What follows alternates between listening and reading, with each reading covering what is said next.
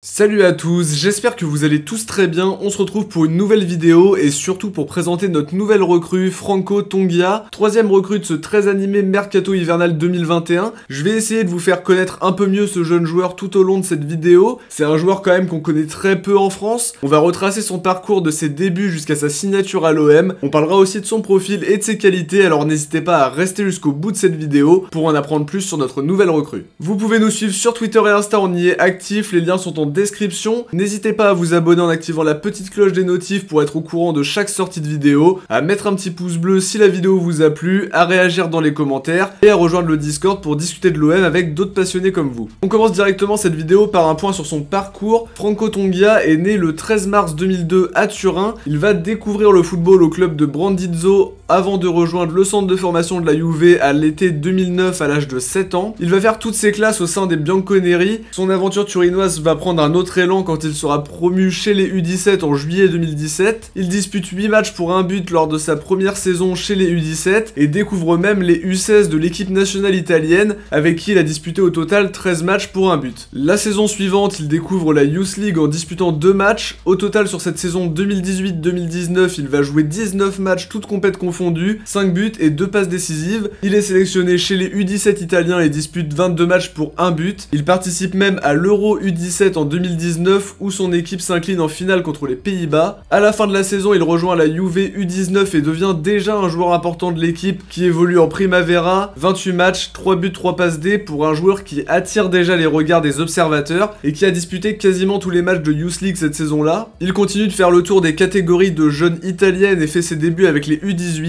9 buts et 2 passes D. Il va encore un cran plus haut en sélection en février 2020 en étant sélectionné avec les U19 avec qui il n'a disputé que 2 matchs au moment où je vous parle. Sur cette saison 2020-2021, il alterne entre quelques petits matchs avec la Juve U19 et la Juve U23 qui évolue en série C. 10 matchs dans cette div jusqu'à présent pour un joueur qui n'a jamais connu les professionnels. Au mercato d'hiver 2021, il a des désaccords avec sa direction. Ses prétentions salariales ne sont pas en accord avec ce que la Juve veut lui proposer. Son attitude déplaît aux Bianconeri qui cherchent à s'en séparer. Longoria, qui a travaillé du côté de la Juve, est au courant évidemment de cette situation et en profite pour convaincre le joueur de rejoindre l'OM pour un contrat jusqu'en 2025 et un échange avec Marley Ake qui fait le chemin inverse. Maintenant, sur le profil du joueur, il a évolué à plusieurs postes tout au long de sa formation. La majorité des matchs ont été joués au poste de milieu offensif. Il a aussi joué en milieu central et en ailier droit. C'est un joueur qui a de la polyvalence dans son positionnement mais qui a l'air bien plus à l'aise en meneur de jeu. 67 matchs disputés entre les U17 et les U23 de la Juve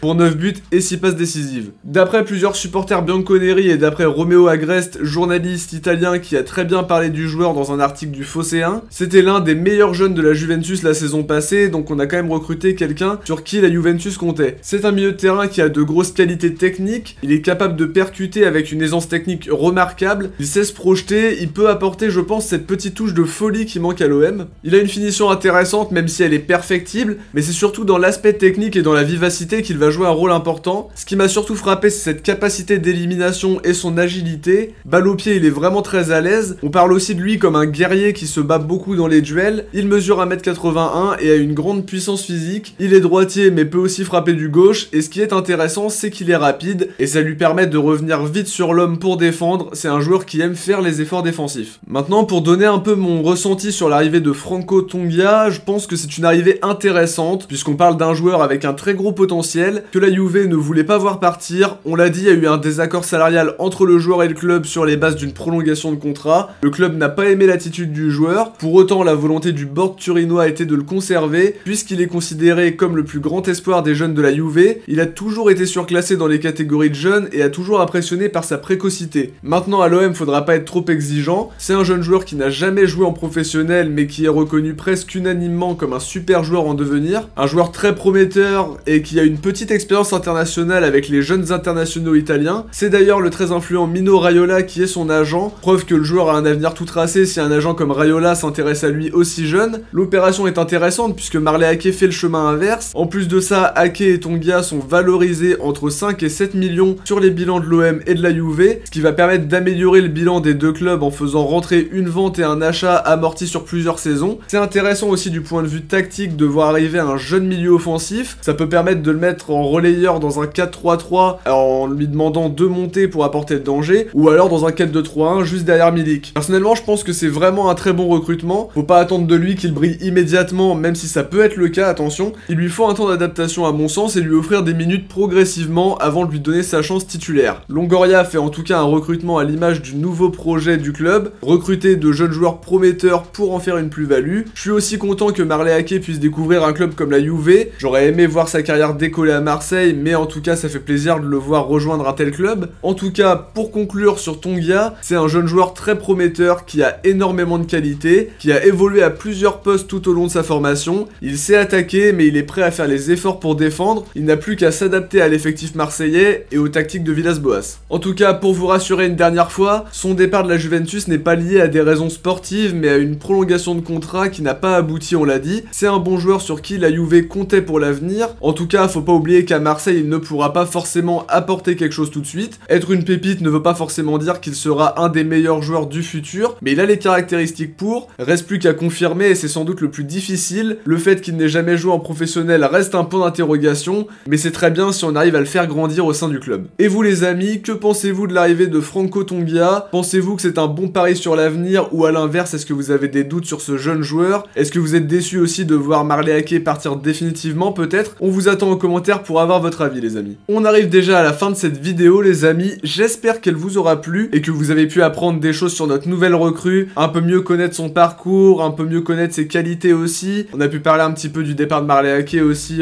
en parallèle puisqu'évidemment il est inclus dans l'opération. On va en tout cas se retrouver très vite dans la semaine pour discuter Mercato puisque je pense qu'il y aura du mouvement dans le sens des départs comme dans le sens des arrivées. Donc on va forcément se retrouver en vidéo avec des actus OM cette semaine. En tout cas si la vidéo vous a plu, n'oubliez pas le petit pouce bleu pour le référencement, de nous faire vos retours dans l'espace commentaire. Ciao, portez-vous bien et surtout allez l'OM.